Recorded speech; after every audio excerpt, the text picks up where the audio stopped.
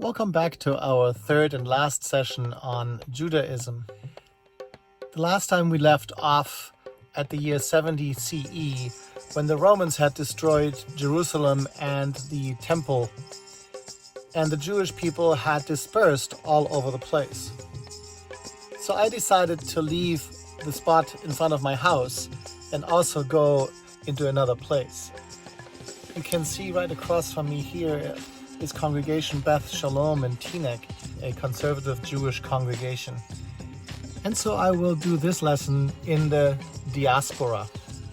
But before we talk about the developments in Judaism after the year 70, let me just go back for a moment to the Jewish movements that existed before the Jewish War of 66 to 70 CE.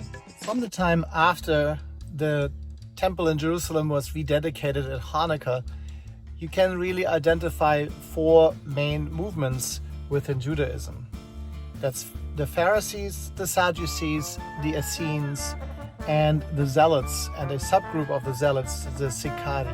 We know about these groups from a Jewish historian by the name of Josephus. The source comes from Gaius Plinius Secundus, or also Pliny the Elder, who was born around 23 CE. And finally, we have lots of references also in the early New Testament writings, especially in the Gospels. The first groups are the Pharisees. The Pharisees came into being around 150 BCE. Their name comes from the Aramaic parush, which means to separate. For the Pharisees, it was very important to stay pure, ritually pure. And in order to be ritually pure, they made sure to stay away from Gentiles or from sources of ritual impurity or from non-practicing Jews or Jews. Very important parts of keeping the law was to keep kosher with your food, which means that you cannot eat certain animals, and to keep the Sabbath laws. Here is a reading from Leviticus 11 that describes some of the kosher laws. The Lord spoke to Moses and Aaron, saying to them, "Speak to the people of Israel. From among all the land animals, these are the creatures that you may eat. Any animal that has divided hoofs and is cleft-footed and chews the cud, such you may eat. But among those that chew the cud or divided hoofs, you shall not eat the following: the camel, for even though it chews the cud, it does not have divided hoof, it is unclean for you. The rock badger, for even though it chews the cud, it does not have divided hoofs, it is unclean for you. The hare, for even though it chews the cud, it does not have divided hoofs, it is unclean for you. The pig, for even though it has divided hoofs and is cleft-footed, it does not chew the cud, it is unclean for you." In other words, keeping the food laws was really important, and it's not only about which animals you cannot eat and which ones you cannot eat. Obviously, Jewish people do not eat pork. But it is also not mixing things, like you cannot mix dairy products with meat, for example. That means that a faithful Jewish person cannot eat a cheeseburger, because it is a dairy product mixed with beef. It was really important to keep the Sabbath laws, that you do not do any work. The maximum you could do on the Sabbath was to walk 1,000 steps. You were allowed to go from your house to the temple or to the synagogue to worship. That's all you're allowed to do. The Sabbath begins at sundown the night before on Friday evening and ends with sundown on Saturday. In modern Judaism, you still see those things. I don't know if you ever heard of a Sabbath elevator in a hospital. That is an elevator that is programmed to stop on every floor so that a Jewish person who is keeping the Sabbath does not have to push the button, because you're not allowed to push any kind of button. That would be work. You cannot turn on or off light. You cannot turn your stove on or off. That means you might need to prepare your meals before so that they're ready on the Sabbath, and all you need to do is eat. These are just some of the examples of the laws that are kept by the Pharisees, both from the written and the oral Torah. They believed it was not only important to keep to the Torah, the books of Genesis, Exodus, Leviticus, Numbers, and Deuteronomy, which is called the written Torah, but they also believed in the so-called Mishnah, which was a collection of oral traditions that also described the laws. They expected every faithful Jewish person to keep those rules to the best and to the 100% ability. They were the leaders of the Second Temple. Because sacrificing animals was such an important part of it, the Pharisees expected that all faithful Jewish people would be at least close enough to Jerusalem that they could regularly come to the temple to perform their appointed sacrifices.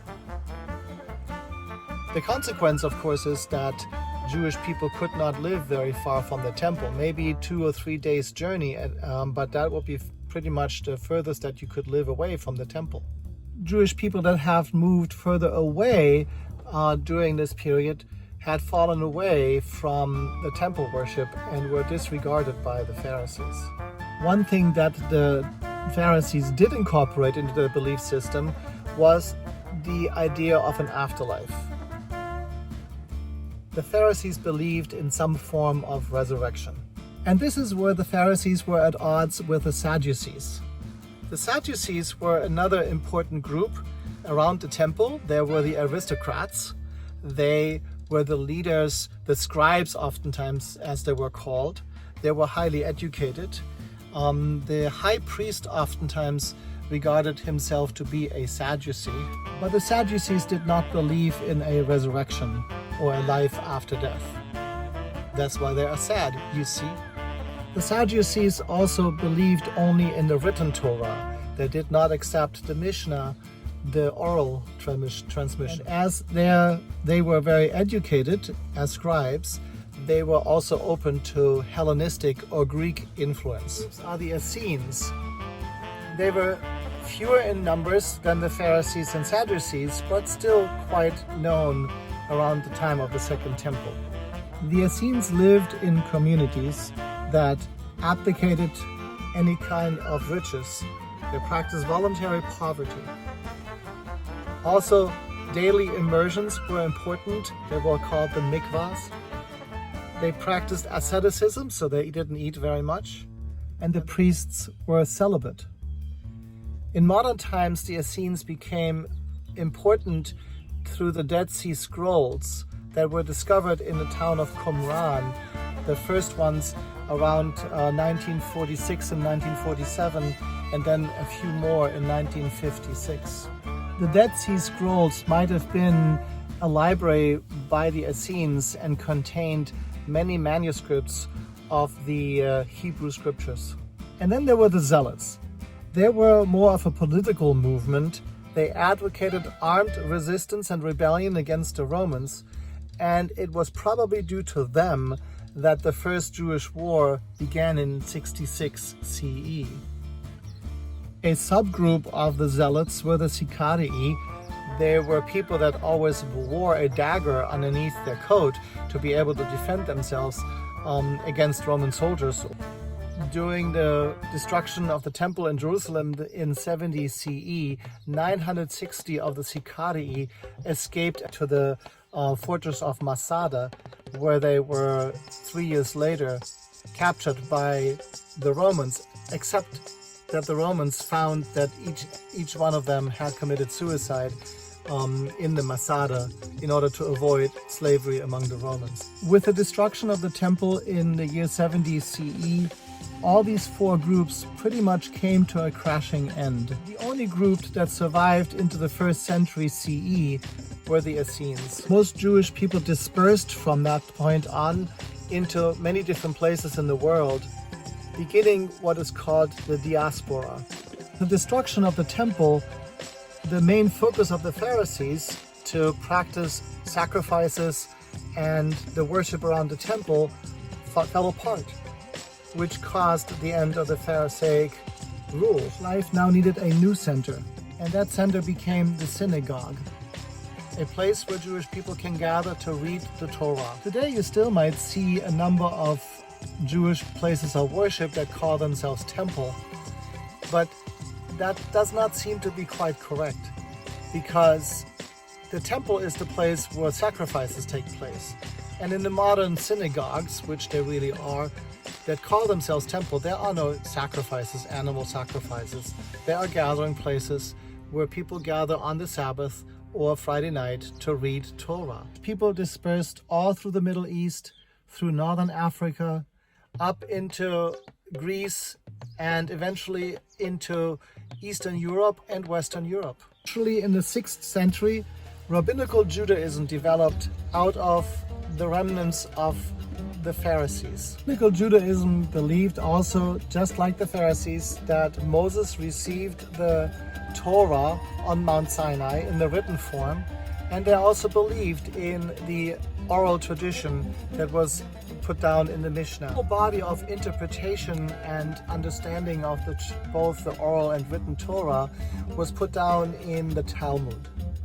There's an early version called the Jerusalem Talmud, and then in the 6th century you have the final version of the Babylonian Talmud. The Talmud also contains the Halakha, which is the Jewish religious law. In the 9th century CE, you have the emergence of the Karaite Jews.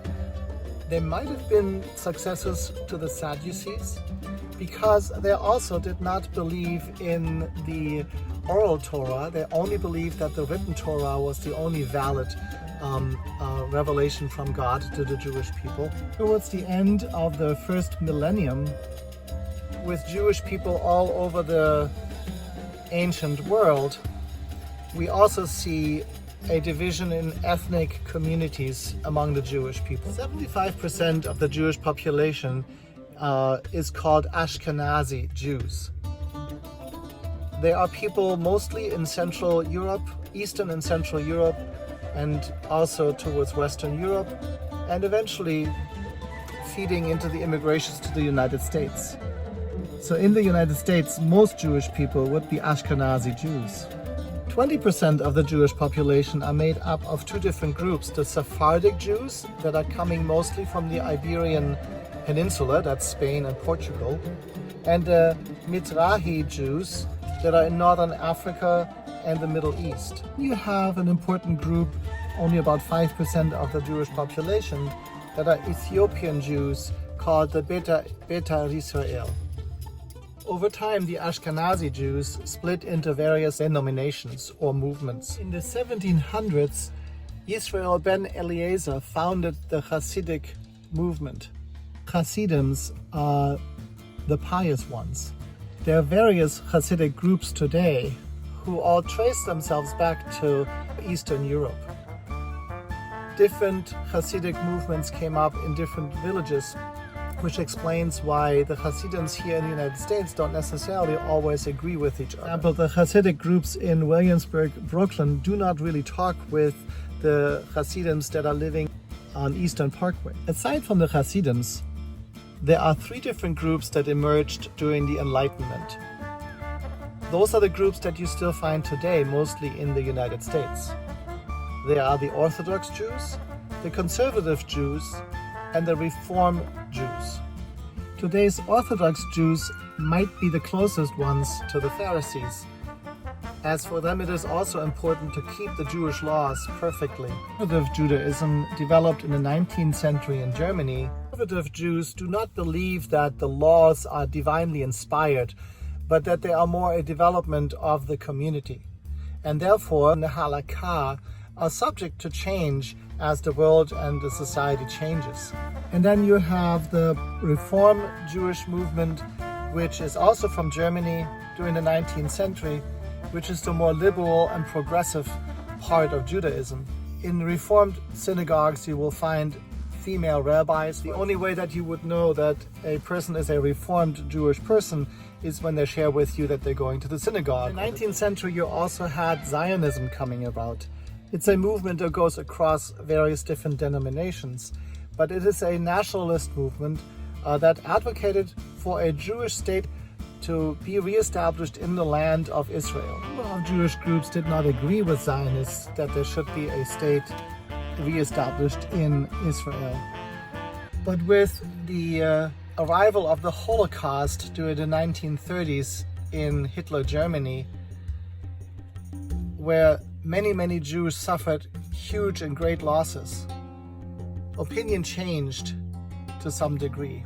With the establishment of the modern state of Israel in 1948, a lot of Jewish people began to return to the land of Israel, even though for them it was important that it's a secular state and not a religious Jewish state. Although today you may see the struggle within Israel for those who are more conservative and want this to be a religious Jewish state versus those who want Israel to remain a secular state. And this concludes our section on Judaism.